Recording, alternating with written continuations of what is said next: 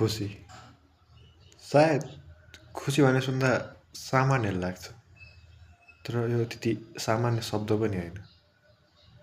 यो भित्र धेरै कुरा लुकेर रहेका हुन्छन्।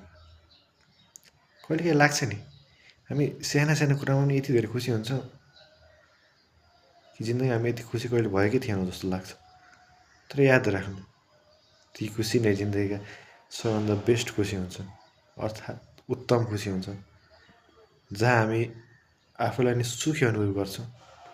तब लाग्छ खुसी यही चिज त हो, यही त हो खुसी जुन मलाई चाहिएको थियो, म अरू केही चाहँदैन भन्ने।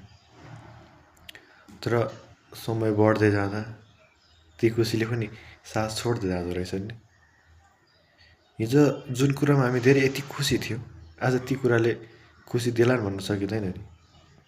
अब आफै सोच्नुहोस् न, हिजो जो हर कोहीसँग हाँस्दै हिँड्ने मान्छे आज निराश भेटिन्छ।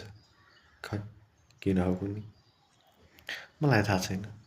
म पनि खुसी हुनलाई धेरै कुरा खोज्दैन, तर खुसी हुने बाटै मिलेन भने के गर्नु त हो।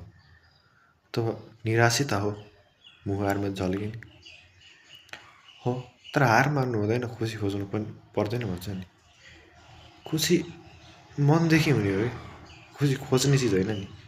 यदि खुसी पनि खोज्न लाउनु भयो भने तपाईँ जिन्दगीमा धेरै पीडामा हुनुहुन्छ साथी, याद राख्नु होला मेरो कुरा।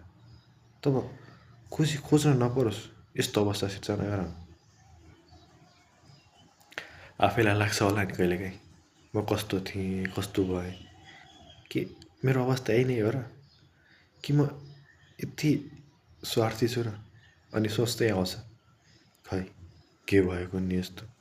हिजो त एकदम खुसी थिएँ, रमाउँदै हिँड्थेँ, तर आज एक्कासी आफैमा हराइरहेको छु। केही सोच्न सकेको छैन, दिन प्रतिदिन डराइरहेको छु। आफैलाई लाग्छ म मान्छे राम्रो होइन, या हुँ त्यो पनि थाहा छैन। खै कहानी कस्तो आयो।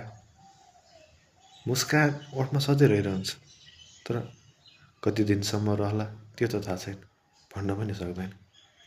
मलाई कुनै कुराको डर छैन, तर डर हुनु पनि पर्दो रहेछ। तर अब के गर्ने, समय यस्तै हो, बितिगएकै छ। केही कुराको आश गर्न सकिँदैन। अब यहाँ जे हुन्छ त्यो देखिनै पर्छ। लेखेको कुराबाट के छुट्न सकेको छ र। सुन म भन्छु हेरौँ खुसी कबसम्म मिल्छ। जबसम्म मिल्छ खुसी हुनु। हस्त धन्यवाद।